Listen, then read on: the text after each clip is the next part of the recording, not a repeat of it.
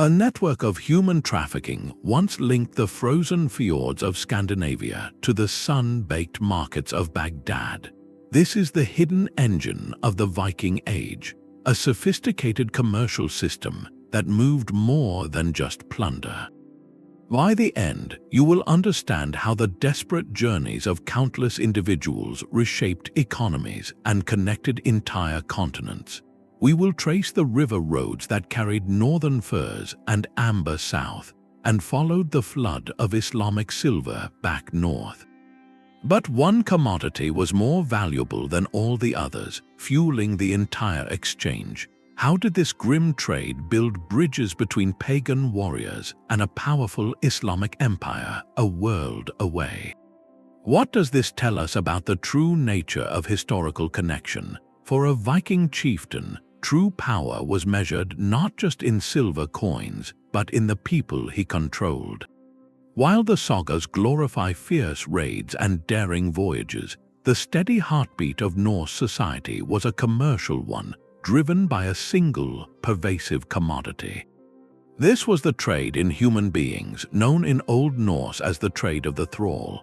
To understand the Viking world, you must look past the dragon-prowed ships and see the bustling slave markets that operated in ports like Hedeby and Dublin. Here, individuals from distant shores became items of exchange, the foundational currency for everything else. Raiding for plunder was spectacular but unpredictable. Raiding for people, however, created a reliable economic engine. A captured individual from a monastery in Northumbria or a village on the Frankish coast represented a portable form of wealth. They could be traded directly for weapons, food, or luxury goods, or put to work on a farm, freeing a landowner's family for other pursuits. Their labor directly increased agricultural output, which in turn supported larger populations and more warriors. This cycle made the acquisition and trade of thralls a core commercial activity, a business model deeply embedded in the social fabric.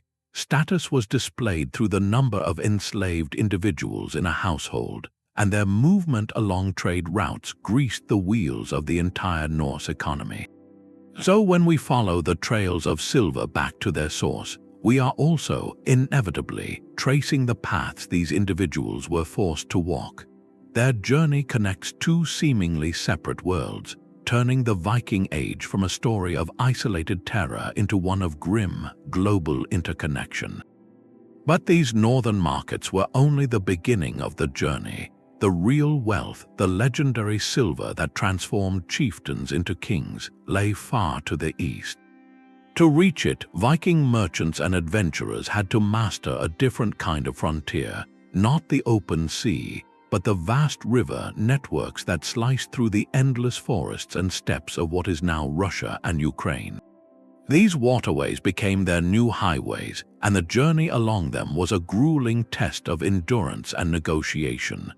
The most famous of these aquatic roads was the Dnieper River, a flowing path that promised a connection to the magnificent city of Constantinople, known to the Norse as Miklagard, the Great City.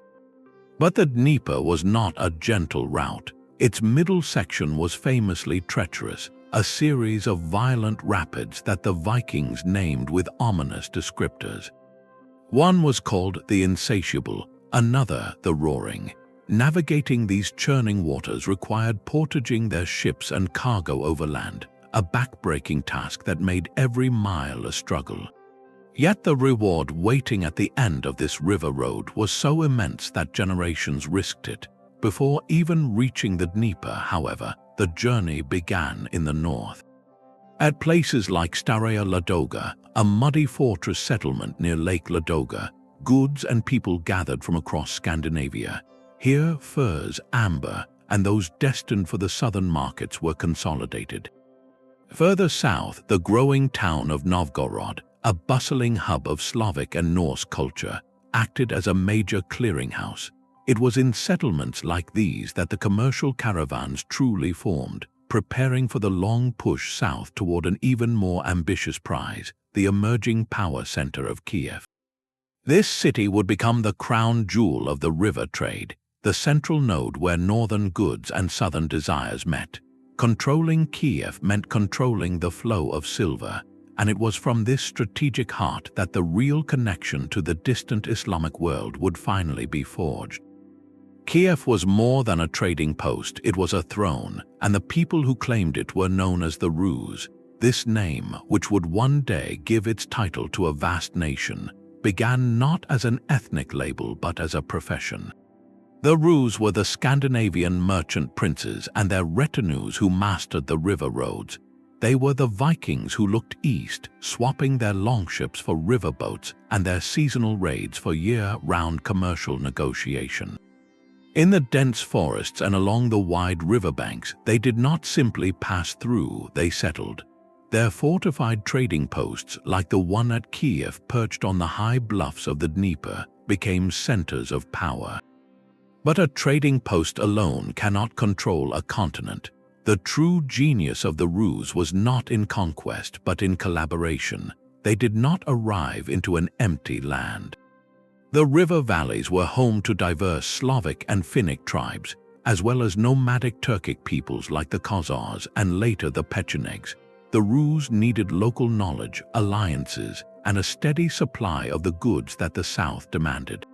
So they intermarried with Slavic elite families. They adopted local customs and, in time, the Slavic language. They formed defensive pacts against common steppe raiders. What emerged from this fusion was something entirely new, the Kievan Rus, a sprawling polity that was part Scandinavian in its founding dynasty, part Slavic in its population and culture, and entirely focused on the economics of connection. This was not a Viking kingdom in the east, it was a hybrid state built for trade. The Grand Prince in Kiev now sat at the apex of a commercial empire. His authority was enforced by a personal militia, the Druzhina, but his wealth was secured by controlling the flow of goods from north to south and silver from south to north. He became the ultimate middleman, taxing every fur, every piece of amber, and every individual that passed through his territory on their way to the markets of the Black Sea and beyond. The Kievan Rus did not just link Scandinavia to the Islamic world. It became the indispensable bridge, the only entity powerful enough to guarantee the safety of the caravans and profitable enough to make the entire perilous journey worthwhile. Without this stable, centralized intermediary, the river routes would have remained a dangerous gamble. With it, they became a highway of empires. The proof of this connection lies buried in the earth, in thousands of dark, damp holes across Scandinavia. From the islands of Gotland to the fjords of Norway, farmers and archaeologists have unearthed a staggering treasure, not of golden chalices, but of small, worn silver coins. These are Islamic dirhams minted in cities like Baghdad, Samarkand, and Cairo, and they exist in the north by the millions. Each one is a tiny, metallic echo of a journey that spanned continents. This silver was the ultimate prize, the magnetic force that pulled Viking merchants and adventurers so relentlessly eastward. The entire economic cycle revolved around this flow. From the north came the raw materials of the boreal world, bundles of luxurious fox and sable furs, chunks of golden amber, and the labor represented by captured individuals. These commodities traveled the river road south, where they entered the vast and wealthy markets of the Islamic world, a civilization with an insatiable appetite for luxury and a seemingly endless supply of silver. The dirhams were the payment, flowing back along those same routes in the opposite direction, filling the strongboxes of Rus princes and the leather pouches of Norse traders. When this silver reached Scandinavia, it did not simply buy things, it transformed society. Northern Europe at the time did not have a complex coin-based economy like the Caliphate.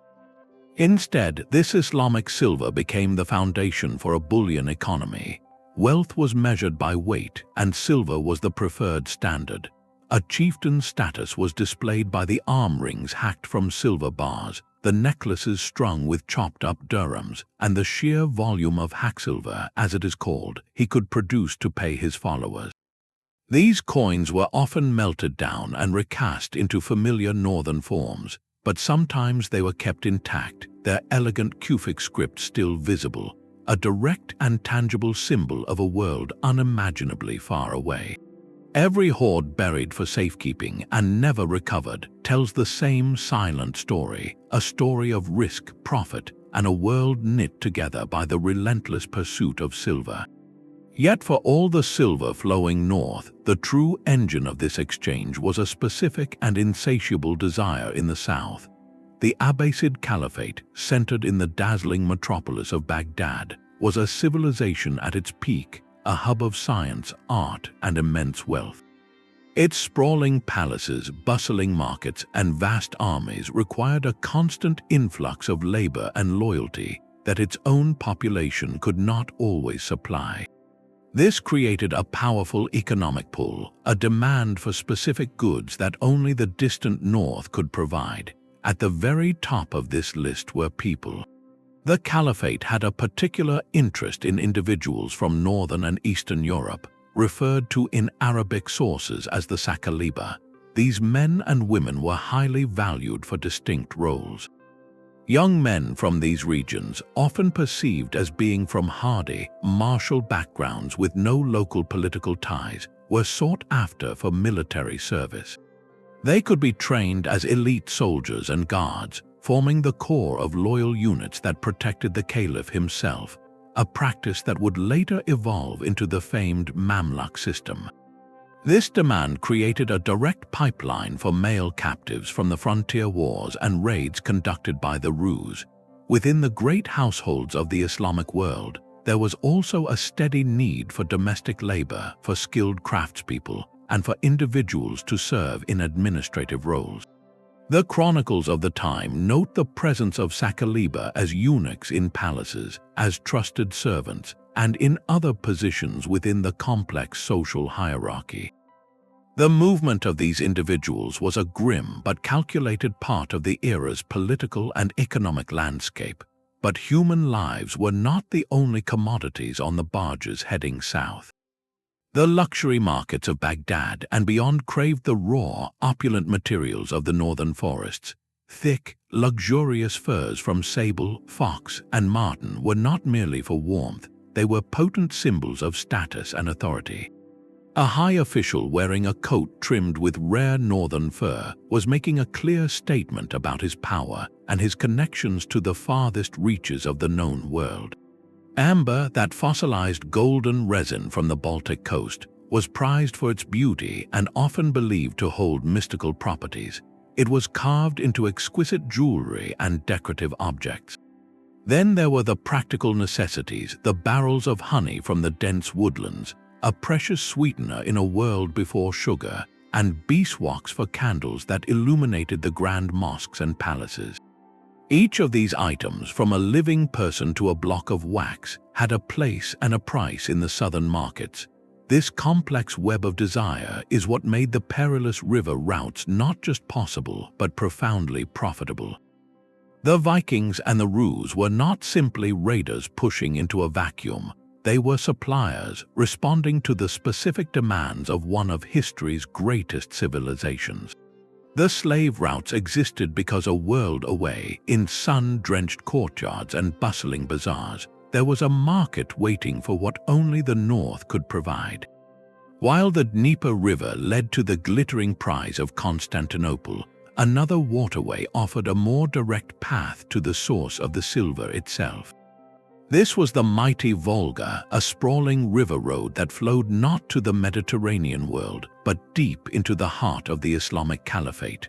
For a trader carrying northern furs or amber, the Volga was the express route to Baghdad. The journey began in the Baltic, where goods were loaded onto ships that would navigate a complex network of rivers and portages to reach the upper Volga. It was an arduous trek, requiring crews to physically drag their vessels overland between watersheds, a back-breaking effort that speaks to the immense value of the cargo. Once on the Volga proper, the current carried them south through a changing landscape of dense forest and then open steppe, a journey of months, not weeks. The first major hub they would encounter was the bustling market city of Bulgar, located near the confluence of the Volga and Kama rivers, a site close to modern Kazan. Here, the world of the Norse Rus met the world of the Turkic Volga Bulgars. The Bulgars were a sophisticated trading people who had converted to Islam and acted as critical middlemen. They purchased the northern goods, often taxing them heavily, and funneled them onward toward the Caspian Sea. For the Rus, stopping at Bulgar was a moment of decision. They could sell their entire cargo here for a guaranteed, if smaller, profit, or they could gamble on the far more dangerous but lucrative journey all the way to the Caspian and beyond. The Bulgars thrived on this system, becoming wealthy and powerful by controlling the choke point of this northern trade. Further south, the Rus entered the domain of another formidable power, the Khazar Khaganate. The Khazars controlled the lower Volga and the northern shores of the Caspian Sea. They were a major regional empire, notable for their unique position, with a ruling elite that had adopted Judaism while governing a multi-ethnic, multi-faith population.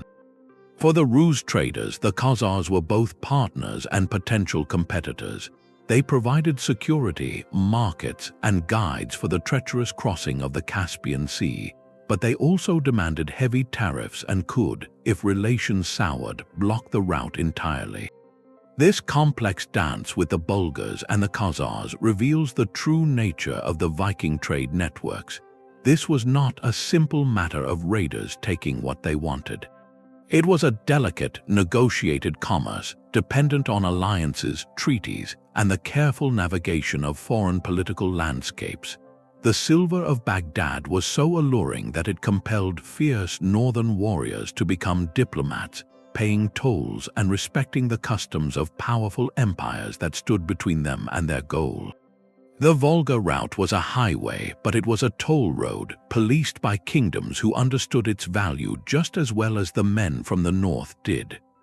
While the Volga offered a direct line to Islamic silver, the Dnieper River promised something else entirely: access to the living heart of the ancient world.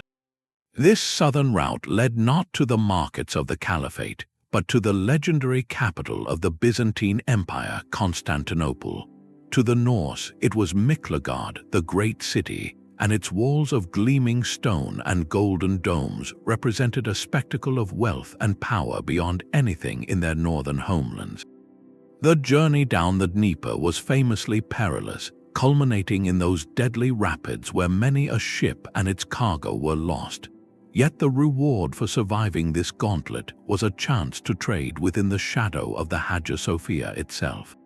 In Constantinople, the Rus encountered a different kind of empire. Byzantium was Christian, Greek-speaking, and saw itself as the direct heir to Rome.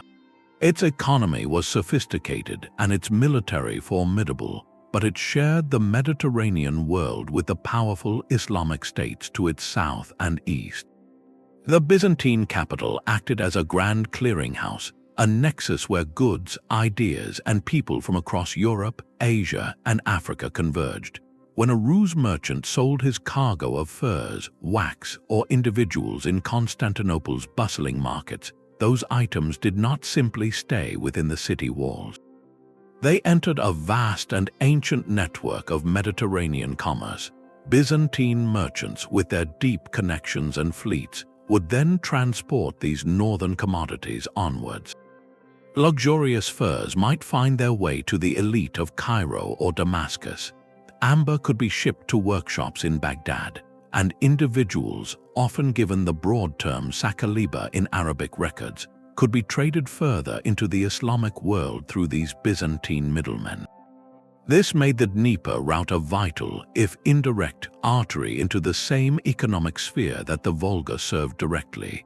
The Vikings and Rus, therefore, were not just suppliers to one empire or the other.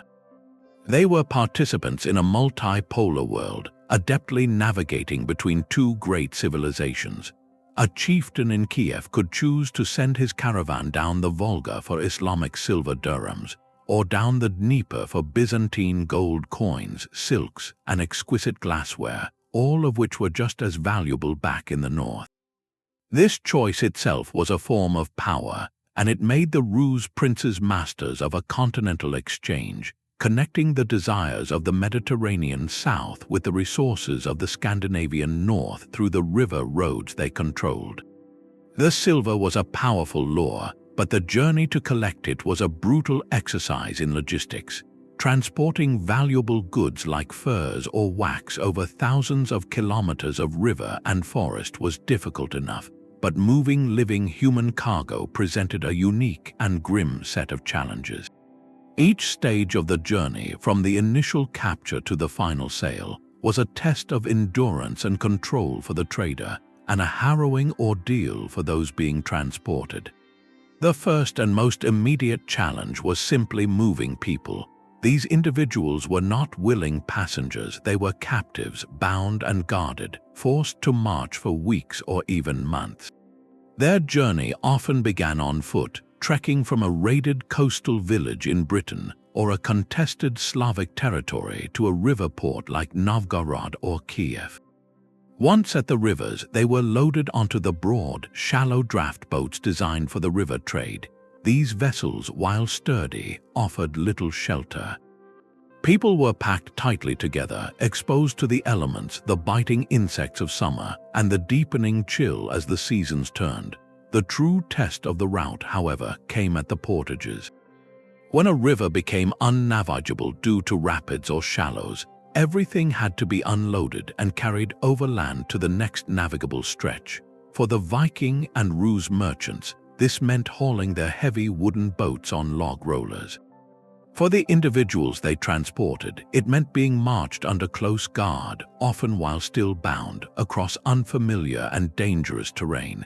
This was a moment of extreme vulnerability.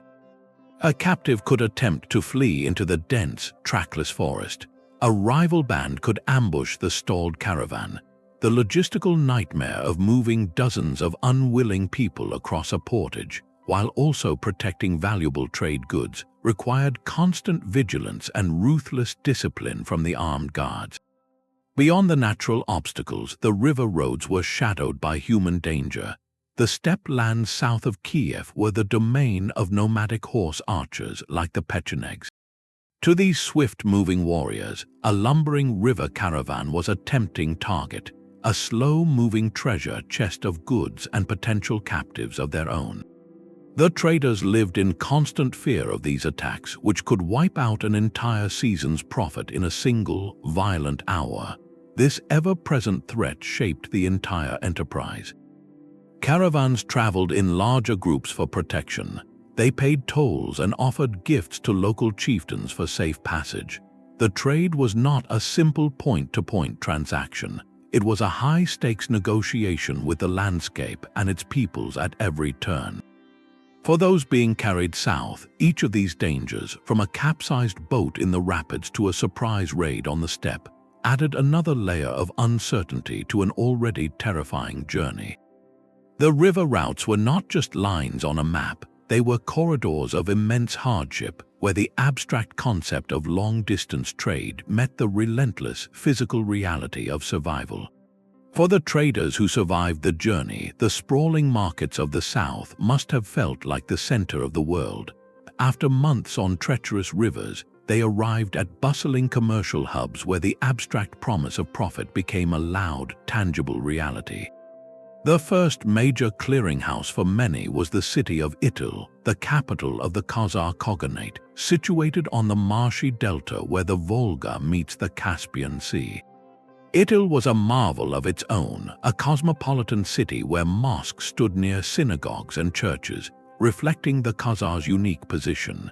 Here, the northern caravan leaders would present their goods to Khazar officials. The process was formal and regulated. Cargo was inspected, weighed, and assessed for quality.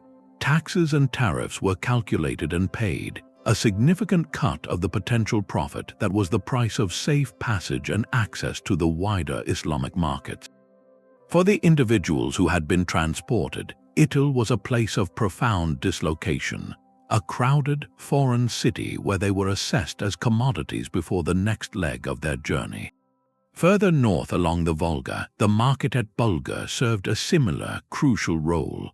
This was the gateway where the forest goods of the north met the steppe and Islamic networks of the south. Arab travelers who visited Bulgar left vivid accounts of its frigid climate and its vibrant commerce. They described a marketplace where one could see bundles of luxurious sable and fox furs from the distant woodlands, blocks of golden amber, and jars of honey and wax. And they noted the presence of individuals from northern lands who were part of this commercial exchange. The process in these markets was a business transaction, stripped of the violence of the initial capture but systematic in its own way. Potential buyers, often agents for wealthy households or military commanders from deeper within the Islamic world, would conduct inspections. They looked for signs of health, strength, and suitability for specific roles. Negotiations followed, a back and forth over price that hinged on the perceived value of the individual and the current demands of the distant markets. The currency was almost always silver, weighed out on scales to ensure fairness. The clink of Islamic dirhams changing hands was the sound of the system working as intended. This commercial normalization, this transformation of human lives into a standardized commodity with a negotiable price, was what made the entire transcontinental network function. It was not seen as an aberration, but as a routine and essential branch of long-distance trade. For some, the journey ended in these intermediary markets.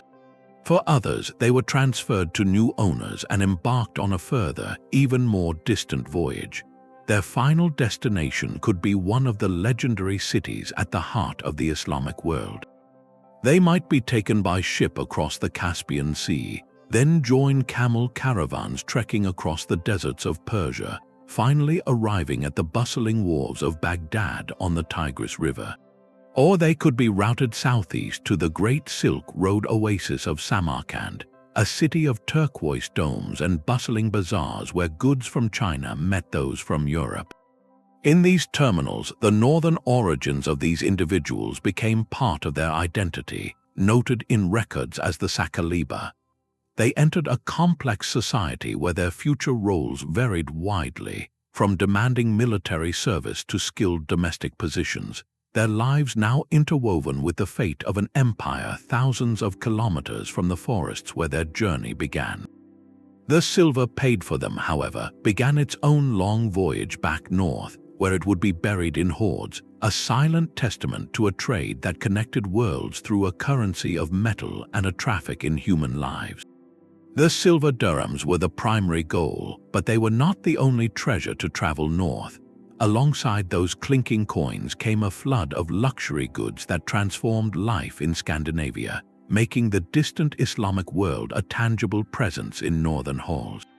When archaeologists excavate a Viking Age burial mound, they often find more than just local artifacts.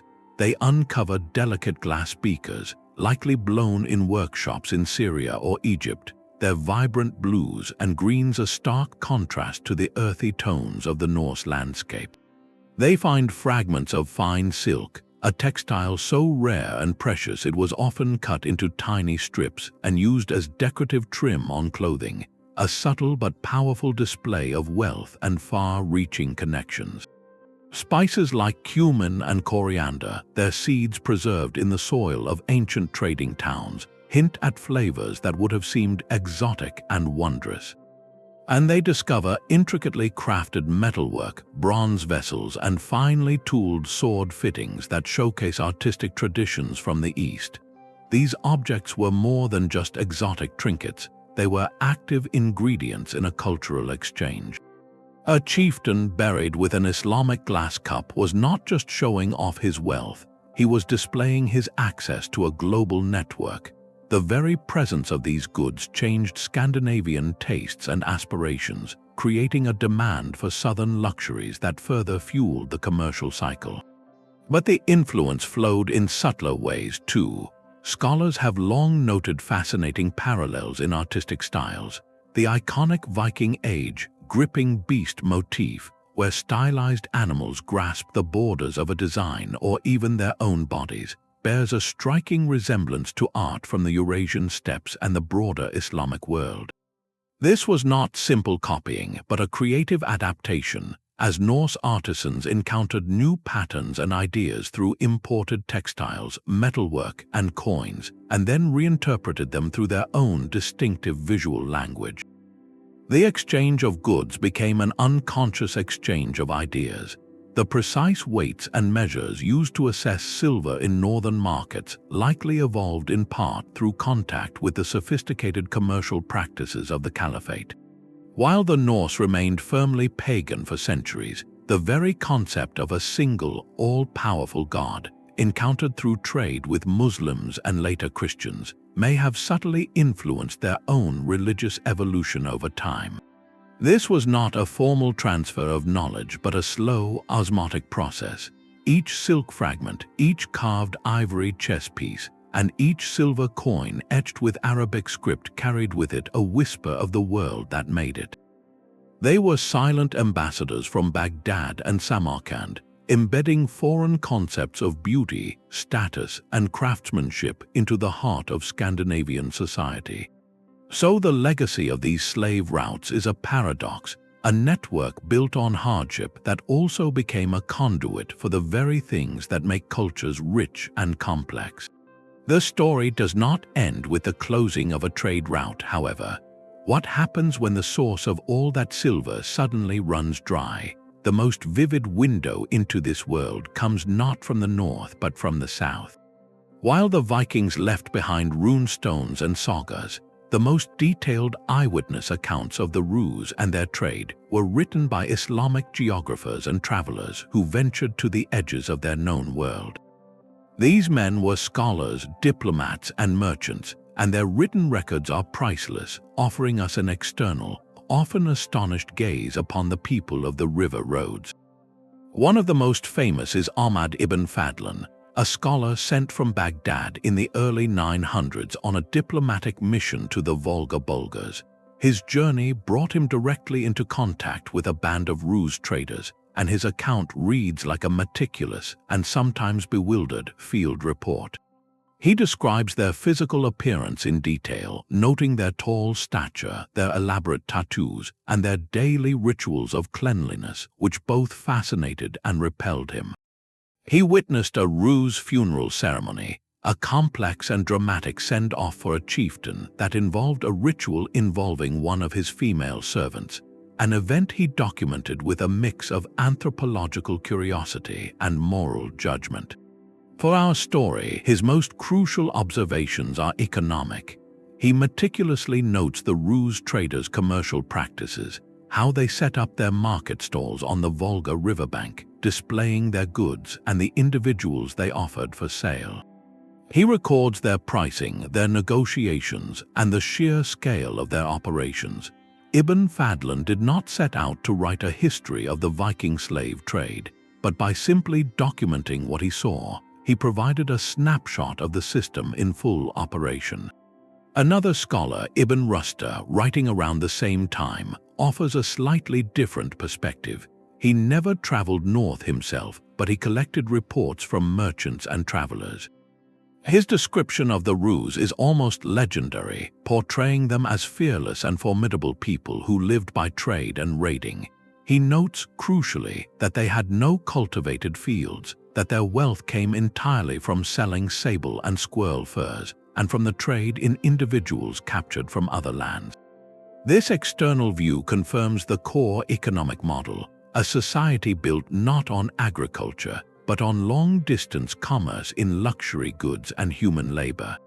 A generation later, the historian Al-Masudi compiled broader histories, weaving together tales from across the Islamic world. He writes of the ruse as great navigators who dominated the Black Sea, and he specifically mentions their raids on the Caspian coast, detailing how they used their ships to transport captives for sale. These Arabic sources are invaluable because they are unfiltered. They are not Norse poetry glorifying ancestors. They are the notes of outsiders trying to make sense of a foreign and often intimidating culture. The travelers sometimes expressed disdain for ruse customs they found strange or uncivilized, but they never dismiss their commercial acumen or their power. In their astonished descriptions of ruse hygiene, their detailed accounts of funeral rites, and their clinical notes on market prices, these writers accidentally preserved the mechanics of a transcontinental network. They show us the ruse not as mythic raiders, but as pragmatic businessmen operating at the farthest edge of the civilized world, a world that was watching them, trading with them, and writing them into history. The journey of Ahmad ibn Fadlan was a diplomatic errand that became one of history's most extraordinary pieces of reportage. In the year 921, he was dispatched from the court of the Caliph in Baghdad on a mission far to the north, to the lands of the Volga Bulgars. His task was to help instruct their recently converted ruler in the finer points of Islamic law and to deliver a payment for the construction of a fortress. What he brought back, however, was far more valuable, a meticulous first-hand chronicle of a people at the very edge of the known world. His writings provide our clearest, most unvarnished portrait of the ruse traders in their own environment, a snapshot of the human reality behind the flow of silver and furs. He describes them with the fascinated eye of an outsider, noting their physical presence as tall as palm trees, with florid skin and elaborate tattoos covering every inch of their bodies. He is both impressed and appalled by their fastidious hygiene, detailing their ritual of washing faces and blowing noses into a shared basin of water each morning, a practice he found deeply strange. For Ibn Fadlan, every custom was a data point in understanding these formidable merchants. He observes their commercial dealings with a scholar's precision, watching them set up their market stalls on the riverbanks, laying out their goods and the individuals they offered for sale, negotiating prices with the Bulgars and other traders. But his account reaches its most profound and difficult moment when he witnesses the funeral rites for a ruse chieftain. He describes a ceremony that unfolded over 10 days, a blend of grief, celebration, and profound belief. The chieftain's wealth was displayed, his ship was drawn ashore, and a complex ritual structure was built. At the center of this farewell was a young woman who had served him. Ibn Fadlan documents her participation in the final acts, a ceremonial practice that, from his distant cultural viewpoint, represented the ultimate expression of loyalty and the chieftain's power extending beyond his passing. For modern readers, this passage is challenging, a stark illustration of how human life was valued within that specific time and belief system. It shows us the cultural chasm Ibn Fadlan was bridging, and it underscores the immense human dimensions of this trading network, where individuals could be commodities in life and powerful symbols in ceremonies of death. His account does not judge from our modern perspective, it simply reports, making his chronicle an irreplaceable window. Through his eyes, we see not abstract slave routes, but the vivid, complex, and often harsh world of the people who traveled them, a world where commerce, belief, and power were inextricably linked. Ibn Fadlan's account is a singular, written glimpse, but the full story of this trade is written in a different language, one of iron and bone. Archaeology allows us to move beyond the texts and listen for the silent voices within the system itself. This is a profound challenge, as those who are treated as commodities rarely left behind personal diaries or marked graves. Their presence is often a ghostly imprint, an absence where we expect to find one. Yet, by reading the subtle clues left in the soil, we can begin to trace the outline of their journeys and understand the human architecture of this vast network. The most direct evidence comes in the form of restraint. In trading settlements like Birka in Sweden or Hedeby in Denmark, archaeologists have unearthed iron fetters and neck rings. These are not weapons of war, but tools of control designed to confine and transport. A single, heavy iron collar, found discarded in the mud of a harbor, speaks volumes about the reality of the commerce conducted there. It is a cold, functional object that makes the abstract concept of the slave trade suddenly, viscerally real, Sometimes these items appear in burials. In a few Norse graves, individuals have been found buried with shackles still around their ankles or wrists. This could signify many things, perhaps a marker of their status in life, or a ritual practice we do not fully understand, but their presence confirms that these instruments of bondage were a recognized part of the social fabric. Beyond these iron constraints, science now offers a more personal connection. Isotopic analysis is a technique that reads the chemical signature locked inside human teeth and bones. Our bodies absorb minerals from the food and water we consume as we grow, and these minerals vary subtly from one region to another, like a geological fingerprint. When scientists apply this method to remains found in Viking Age burial sites across Scandinavia and the Baltic, they sometimes discover a startling mismatch. A skeleton buried with traditional Norse artifacts may have isotopic values indicating they spent their childhood far away, perhaps in the British Isles or even farther south. This tells a story of movement, of an individual who began life in one landscape and ended it in another, not as a settler or a trader, but as someone brought there by force or circumstance. These silent testimonies, written in chemistry, confirm the scale of the population movements hinted at in the texts. They show us that the communities of the North were, in part, built from people drawn from across the known world.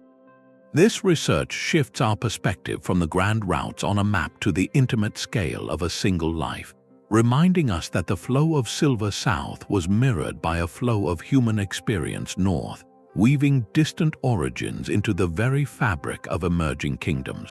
The archaeological record, therefore, does not just catalogue objects, it helps us reconstruct a hidden geography of displacement and resilience, where every shackle and every anomalous chemical signature is a fragment of a much larger human story. Religion was the last barrier to be crossed in this exchange of goods. The Norse traders arriving at the markets of Bulgar or Itil worshipped a pantheon of gods like Odin and Thor, deities of war, wisdom, and the storm. The merchants and officials they met were devout Muslims, submitting to the one God, Allah, and following the teachings of the Prophet. In another direction, in Constantinople, they encountered Christians who saw their pagan beliefs as sheer heresy. This was not a world primed for interfaith dialogue, yet the silver flowed uninterrupted. The trade thrived precisely because it operated on a different principle entirely: pragmatic mutual interest. A Rus chieftain did not need to understand the 5 pillars of Islam to appreciate the weight and purity of a dirham. A Muslim merchant did not need to respect the legends of Valhalla to value the warmth and prestige of a perfect sable pelt. Commerce created a neutral ground, a temporary space where theological differences were set aside in favor of a universally understood language, the language of price, quality, and profit. This was a relationship built on utility, not unity. They were business partners, not allies. Their contracts were sealed with a handshake and a weighed measure of silver, not a shared prayer. This very separation may have been the key to its success, allowing the exchange to continue for generations without the complicating factors of religious crusade or conversion. Yet, in this environment of constant contact, beliefs did begin to shift and merge at the edges. Over time, some of the people living at the crossroads of these trade routes found new faiths. The Volga Bulgars, those critical middlemen, officially adopted Islam in the early 900s, a move that strengthened their diplomatic and commercial ties to the powerful Caliphate to the south. Later, some of the Rus elites, particularly those stationed in southern trading posts, would also convert to Islam, seeing the spiritual and practical benefits of aligning with the dominant faith of their wealthiest partners. These conversions were often strategic, a way to deepen trust and facilitate smoother transactions within the Islamic economic sphere. But perhaps the most powerful symbol of this pragmatic coexistence isn't found in a grand conversion story, but in the quiet soil of a grave. Archaeologists have made a telling discovery in Scandinavia, unearthing burial sites where a pagan Norse individual was laid to rest with both a protective amulet, the small iron hammer of the god Thor, and a handful of Islamic silver dirhams placed carefully beside them. This person saw no contradiction. The hammer was a spiritual safeguard for the journey to the afterlife, a deeply personal expression of their ancestral identity. The coins were the foundation of their worldly success, the tangible proof of their reach and connections. They carried both into the next world. This single grave artifact speaks louder than any treaty. It tells us that in the minds of these traders, the system worked not in spite of their differences, but by temporarily setting them aside. Faith was for one's own people and one's own soul. Commerce was the bridge that connected everyone else. But all highways, no matter how well traveled, eventually fall silent. The great river roads that had pulsed with commerce for centuries did not vanish overnight, but they gradually transformed, their purpose shifting with the changing world around them. The first and most direct blow came from the very source of the wealth, the distant silver mines of the Islamic world. By the late 10th century, many of the most productive mines, particularly those in Central Asia, began to decline. Some were simply exhausted, their veins of precious metal played out after generations of intense extraction. Others became politically unstable, falling into regions torn by conflict, making the long-distance trade in silver far more risky and less reliable. The steady flood of dirhams that had fueled the northern economy slowed to a trickle, and then, in many places, stopped entirely. For the Rus princes and Norse traders, the economic equation had fundamentally changed. The journey down the Volga was no longer worth the immense risk if the ultimate prize, the gleaming Islamic silver, was no longer waiting at the end. The magnetic pull of the East began to weaken. Simultaneously, the bridge itself was being rebuilt. The Kievan Rus, that hybrid state born of trade, was undergoing a profound internal transformation. In the year 988, Grand Prince Vladimir the Great made a momentous decision, one that would reshape his realm's destiny. He accepted Orthodox Christianity from Byzantium and began the process of baptizing his people. This was not merely a spiritual shift, it was a massive political and cultural realignment. Kiev was now firmly looking south toward Constantinople, not east toward the faltering Caliphate, for its models of law, art, and legitimacy. As the Rus state consolidated and Christianized, its economic focus evolved. It became more interested in integrating its own vast territories, developing agriculture, and trading within a Byzantine sphere of influence for silks, wine, and religious artifacts. The old business model, based on extracting furs and captives from the northern forests to exchange for foreign silver, became less central to a kingdom now building churches and writing legal codes. The Rus elite were becoming settled Christian princes, and their role as nomadic merchant warriors supplying a pagan north and an Islamic south began to fade into history. Just as these eastern routes dimmed, new commercial highways were lighting up elsewhere, redirecting the flow of human traffic. In the Mediterranean, the Italian maritime republics, especially Venice and Genoa, were rising to power. With their advanced ships and banking systems, they began to dominate a revitalized slave trade, sourcing individuals from the Black Sea region, the Balkans, and later from conflicts between Christians and Muslims. This network was more direct, more efficient for the southern European markets, and it operated outside the old riverine system. Around the same period, far to the south, another vast network was reaching its peak, the trans-Saharan trade. For centuries, gold, salt, and other goods had moved across the desert, but from the medieval period onward, a significant traffic in people developed, with individuals taken from sub-Saharan Africa being transported north to the Islamic world. This route answered the same enduring demand for labor and military personnel, but it drew from different sources and followed different paths commanded by Berber and Arab traders. The world's demand for unfree labor did not disappear, it simply found new channels. The Viking and Rus river routes, so revolutionary in their time, were gradually bypassed by these more specialized or more powerful commercial systems. The silence that fell along the Dnieper and Volga portages was not an ending but a transformation. The cities founded by the Rus, like Kiev and Novgorod, thrived as centers of new kingdoms. The silver dirhams, now buried in the earth, became historical artifacts rather than active currency. The cultural echoes of that long contact, from artistic motifs to borrowed words, remained woven into the fabric of Northern and Eastern European societies. The Great Exchange had done its work, accelerating the development of states, circulating ideas across continents, and leaving behind a material legacy that archaeologists would one day piece together. The slave routes faded because the world that created them changed, its silver depleted, its bridges turned toward different horizons, and its commerce flowing along fresh-cut channels.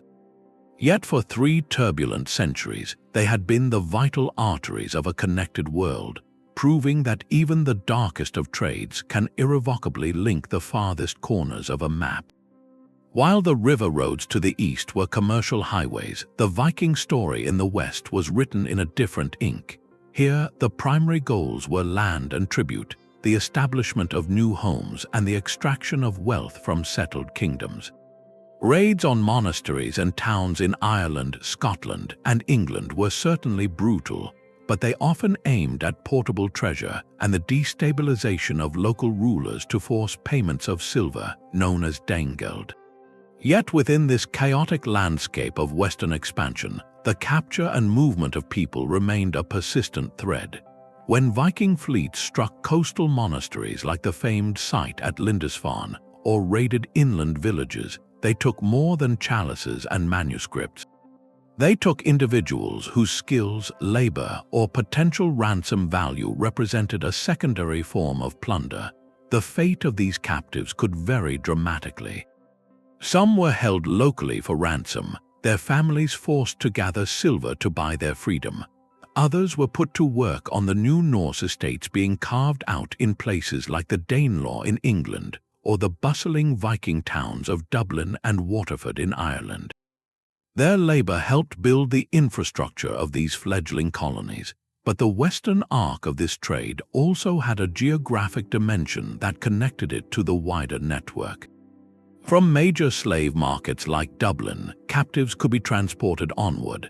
Historical records and sagas suggest some were taken north to the remote new settlement of Iceland, where a scarce population desperately needed hands to clear land, tend livestock, and build a society from the volcanic rock. The presence of individuals with Gaelic names in early Icelandic genealogies hints at this movement.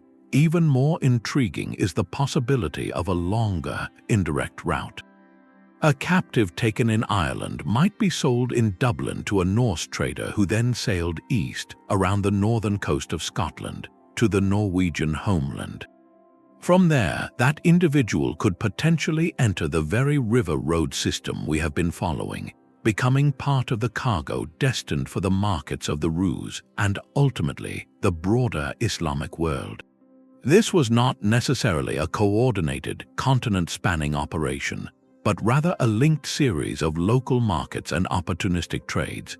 A chieftain in Norway might pay for Eastern luxury goods with silver, but also with captives acquired from his kinsmen's raids in the British Isles. What this reveals is the pan-European scope of the human traffic associated with the Viking Age. It was not one monolithic trade, but an adaptable, decentralized system with multiple sources and destinations. A person taken in a raid on the coast of Scotland could end their days tending sheep on a windswept Icelandic farm, toiling in a Dublin workshop, or facing a future thousands of kilometers away on the steppes of Eurasia. Their individual journey depended on the unpredictable currents of war, commerce, and chance, all flowing within a network that had quietly made human mobility a central feature of the medieval world. The bustling Norse town of Dublin was a different kind of crossroads. While the eastern river routes hummed with the direct exchange of furs for silver, this western port thrived on a more regional, but no less vital, commerce. Founded as a fortified trading settlement in the early 9th century, Dublin quickly grew into the most important Viking urban centre in the West, a place where the spoils of the Irish Sea were gathered, sorted, and sold. Its strategic position on the River Liffey made it a perfect emporium, drawing in ships from across the Norse world. Here, the primary currency was not Islamic dirhams but people. Raiding parties that struck deep into the Irish interior or crossed the sea to the coasts of Wales and northern Britain would bring their captives back to Dublin's markets.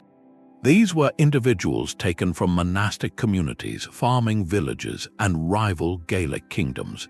The town became a clearinghouse for human labor, its economy built upon this relentless gathering and redistribution. A captive's journey did not typically end on the Dublin docks. The settlement itself required a vast workforce to maintain its walls, build its ships, and serve in the households of its growing elite.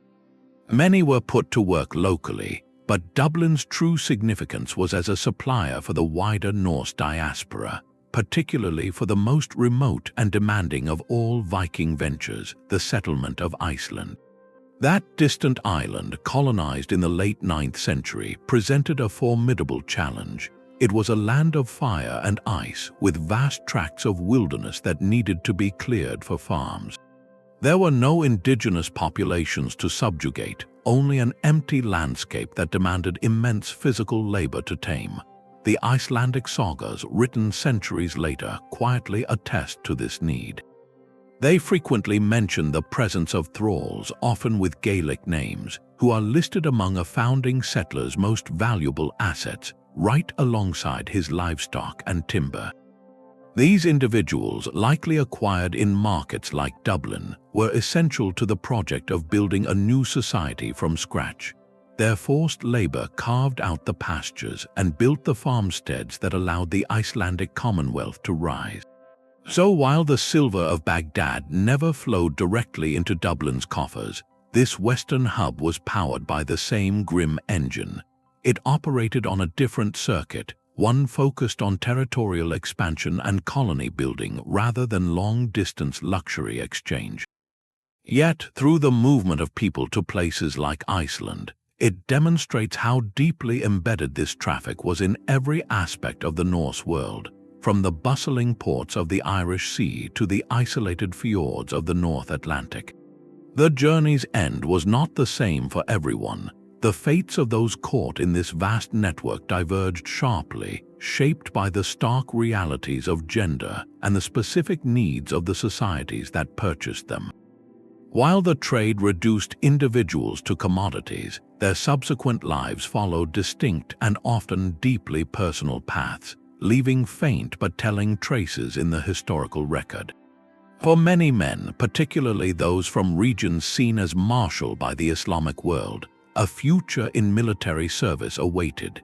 The Caliphate, and later powerful states within it, had a constant demand for loyal, professional soldiers who had no local family ties or political ambitions.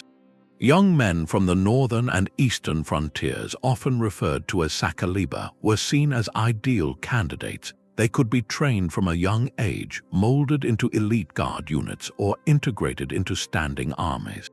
This path, while born of capture, could paradoxically lead to positions of considerable influence. A capable soldier could rise through ranks, gain wealth, and even command respect, his foreign origin becoming a mark of specialized status rather than a permanent stigma. This system laid the groundwork for the later Mamluk dynasties, where military slaves became sultans. For other men, however, the destination was one of relentless physical toil. They might be put to work in agricultural estates, in mines, or on the massive construction projects that defined the era, from fortifications to irrigation canals. Their lives were defined by hardship, their labor a direct fuel for the economic engine of the state. The trajectories for women were different, yet equally complex. Historical sources and archaeological clues suggest many women and girls were absorbed into domestic spheres. They could become household servants, cooks, or weavers within large estates or urban homes. Another documented path was that of the concubine, entering the private quarters of wealthy or powerful men. While this status was rooted in profound inequality, it occasionally opened a narrow door to unexpected influence, particularly through motherhood. In Islamic law at the time, a child born to an enslaved concubine and a free man was considered free, and that child could inherit status and property from their father. There are accounts from later periods of sons of Saqaliba mothers rising to become high officials, military commanders, or even founders of ruling dynasties in frontier regions. This created a startling social paradox where the legacy of a captive could, within a generation, become part of the ruling elite. Their story becomes woven into the very tapestry of power, a silent but potent thread connecting the northern forests to the palaces of the south.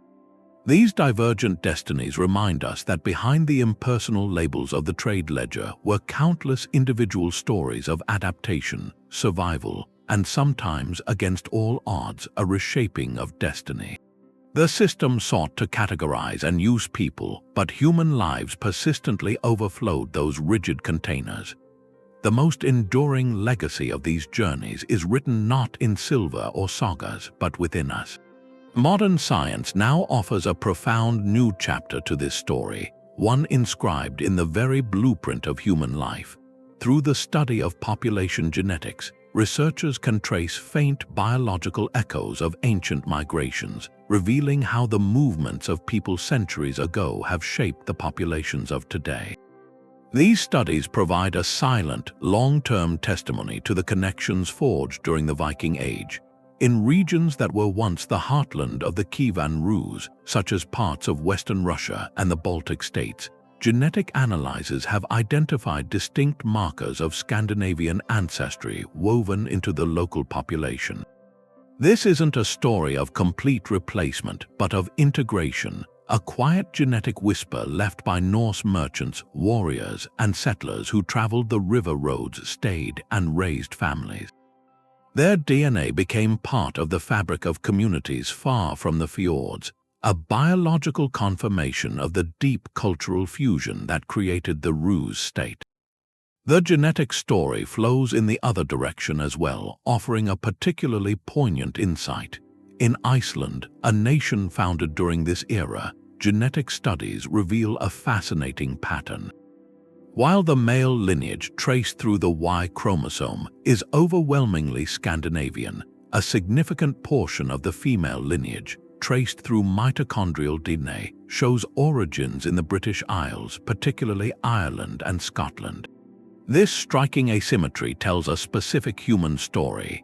It suggests that many of the earliest settlers to Iceland were Norse men who arrived with women from the Gaelic world, women whose presence in the historical record is often limited to a single word in the sagas, þræl. These genetic signals are a powerful, biological echo of the Western slave trade centered on places like Dublin. They indicate that enslaved women, brought across the sea, went on to become mothers and ancestors, their lineage surviving and thriving in the new land. Their genetic legacy is now an inseparable part of the Icelandic nation, a quiet but undeniable fact written into the cells of their descendants. This scientific evidence does not simplify the harsh realities of the past, but it adds a profound layer of understanding. It moves the narrative beyond economics and into the intimate realm of family and survival. It shows us that the great movements of the Viking Age, driven by commerce and conflict, ultimately resulted in the mingling of peoples on a genetic level. The silver hoards can be dug up, the trade routes can fade from memory, but this biological inheritance remains, a living, breathing archive of a time when the world was being connected, one difficult journey at a time. The popular image of a Viking is a man in a horned helmet, screaming from the prow of a longship as it crashes onto a foreign shore. This thrilling, blood-soaked caricature sells movie tickets, but it obscures a far more complex and significant truth. For the Norse societies of the era, the identity of a Viking was not a permanent one. It was a seasonal occupation, a profession one took up for part of the year. A farmer from the fjords might spend his spring planting crops, his summer on a trading voyage to the Baltic, and only in the autumn join a raiding expedition, if the opportunity and potential profit were right. This was not mindless rage, it was a calculated career choice. The berserker of legend represents a tiny, ritualized extreme, not the economic engine of an entire age. The real story is not one of chaotic plunder, but of cold, systematic commerce. The raids we remember were just the first link in a much longer chain. Capturing individuals was not an afterthought born of bloodlust, it was often the primary objective. A successful raid yielded a portable, high-value commodity that could be traded for anything else the community needed. This transforms our understanding. These were not just warriors who sometimes took slaves, they were merchants and logistics experts whose business model fundamentally relied on the acquisition and movement of human labor. The longship was not merely a weapon of terror, it was a transport vessel, a floating warehouse carrying a cargo of furs, amber, and people to distant markets. The figure at the helm was as likely to be a negotiator with a set of scales as a warrior with an axe. By reducing the Norse to one-dimensional raiders, we miss the sophisticated network they built, a network that required alliances with foreign powers, an understanding of distant markets, and the managerial skill to move fragile human cargo across thousands of kilometers. This commercial reality is less cinematic than a burning monastery, but it is far more historically profound.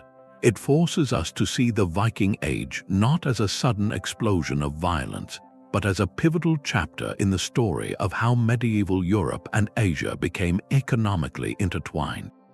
The silver did not flow north because of screams from a longship, but because of quiet conversations on a riverbank where the price of a human life was weighed against the purity of Islamic coin. The sudden silence along the river roads echoed all the way back to the Norse homelands. For nearly 3 centuries, the pulse of Scandinavian society had been timed to the rhythm of Eastern silver. Its arrival funded chieftains, paid warriors, and created a powerful class of merchants whose wealth came from distant connections, not local land. When that silver stream dried up, it triggered a profound economic and social realignment. The old sources of power and prestige began to crumble. Ambitious men could no longer easily buy loyalty with hacked-up dirhams, and the lucrative career path of the eastward merchant prince lost its glitter. This financial squeeze accelerated a transformation already underway. The consolidation of Christian kingdoms, like a unified Denmark under Harald Bluetooth and a centralized Norway, required a different economic base, one built on taxation, agriculture, and control of territory, not long-distance speculative trade. The end of the Viking Age was not a single event, but a slow turning inward, a shift from external extraction to internal organization, and the collapse of the Eastern Silver Network was a powerful catalyst for that change. With the eastern horizon dimming, Scandinavia's gaze turned decisively south and west toward the rising powers of Latin Christendom. The economic center of gravity in Europe was shifting. The Hanseatic League, a federation of German trading cities, was beginning to extend its influence across the Baltic Sea. These merchants operated within a different framework, one based on settled commercial outposts, regulated guilds, and the bulk trade of goods like timber, fish, and grain. They were not seeking silver from the Islamic world, but were building a closed commercial circuit within Christian Europe. For the Nordic kingdoms, integrating into this new network meant adapting. Kings now derived their authority from God and the Church, not from shares of plunder, and their wealth came from taxing the products of their own soil and the legitimate trade that passed through their ports. The old, decentralized model of rival chieftains funding private armies through foreign silver was incompatible with this new world order. The state was taking over the economy. This reorientation reshaped Europe's entire map of connection. The great overland and riverine routes that had linked the Baltic to the Caspian Sea faded in importance, becoming backwaters. The future of European trade now pointed toward the Mediterranean and the Atlantic.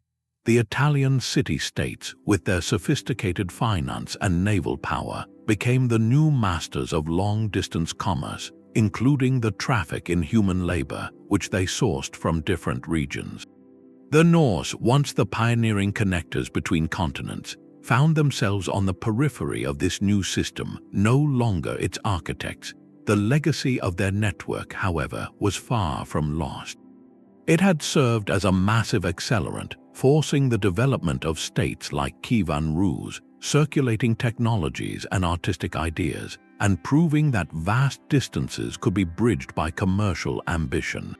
Its end did not erase its effects. It simply closed one chapter in the long story of how our world was woven together, leaving behind a quiet landscape where the only reminders were buried hoards and stories whispered down the generations. Yet for all we have uncovered, this history remains a landscape of shadows and whispers. We can trace the river roads on a map and count the silver hoards, but the human dimensions of this trade are often just beyond our grasp, leaving us with profound and haunting questions. What was the true scale of this system in numbers? Historians can estimate based on the volume of silver, the capacity of ships, and records from distant markets, but converting those figures into a precise count of individuals moved over 3 centuries is impossible. The ledgers of this commerce were not written in books, but in lives that left few personal records behind. This uncertainty extends to the journey itself. We know the routes and the dangers, but how did the daily experience vary for those forced to travel them? The difference between being transported in the cramped hold of a ship versus a guarded march over a portage, or the stark contrast between the fate of a young man selected for military training and that of someone condemned to a life of harsh labor, represents a vast spectrum of individual stories now lost to time. These gaps in our knowledge are not an ending but an invitation. The story of the Viking slave routes is being rewritten not in libraries but in laboratories and from the sky. Modern archaeology is illuminating this dark chapter with tools our ancestors could never have dreamed of. Take LiDAR, a laser scanning technology that can peer through dense forest canopy to reveal the hidden contours of the earth below. From the air, researchers are discovering forgotten fortifications, abandoned portage paths, and lost settlements along the river networks. These ghostly images etched into the digital landscape allow us to reconstruct the infrastructure of the trade with astonishing precision, showing us where people actually walked, where they stopped, and how they organized their perilous journeys. On a microscopic level, isotopic analysis grows more sophisticated every year. Scientists can now analyze not just teeth, which record childhood location, but different bones that reveal diet and movement in the final years of a person's life. This allows us to track an individual's journey across continents with greater detail, potentially distinguishing between someone who lived their whole life in one place from someone who has moved repeatedly. We might one day be able to map a single life's trajectory from a raided village in Ireland to a market in Dublin to a final resting place in Iceland or beyond, all from a fragment of bone. And genetics continues to deepen the narrative. As DNA sequencing becomes more affordable and precise, researchers can analyze ancient remains from across Eurasia, searching for patterns of relatedness and migration at a population level. This work helps us move beyond broad categories like Scandinavian or Slavic and understand the intricate mixing of peoples along these trade corridors. It can reveal stories of family groups separated by vast distances or identify the subtle genetic signatures left by people whose origins were never recorded in any chronicle. Each of these technological advances acts like a new lens, bringing a blurry picture into sharper focus. They remind us that history is not a static set of facts, but a living field of inquiry. Every scan of a forest, every isotopic reading, and every strand of ancient DNA adds another piece to a puzzle that spans continents. The unanswered questions are not a failure of knowledge, but a testament to the complexity of the human past.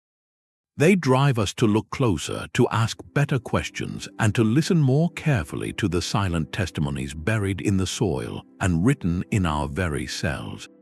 What we are learning today is that the echoes of these ancient journeys are still with us, waiting to be heard. These river roads were the sinews of a connected medieval world.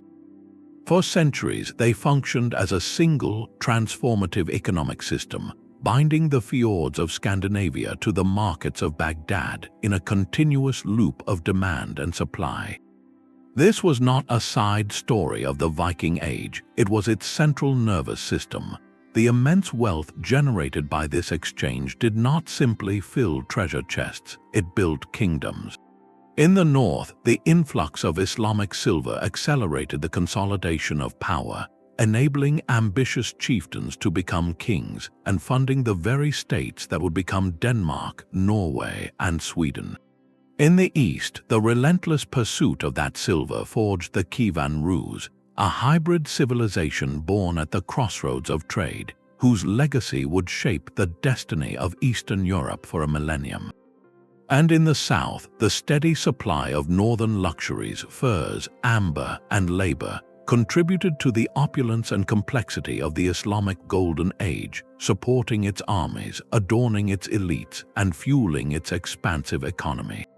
This was a chapter in early globalization, proving that continents could be linked long before the age of steamships and telegraphs. Yet this connection carries a sobering legacy. The bridges between these worlds were built with a specific currency: human lives. The prosperity it generated for some was inextricably linked to the profound hardship of countless others, individuals whose names and stories are often lost to us, leaving only echoes in archaeology and genetics. This history challenges the simple myth of isolated Vikings, revealing instead a network of pragmatic merchants, ambitious princes, and complex cultural exchange, all moving to the rhythm of a grim but undeniable commerce. It is a story that reminds us how deeply our world has always been intertwined, for better and for worse, and how the currents of the past continue to flow silently through the present, waiting for us to listen.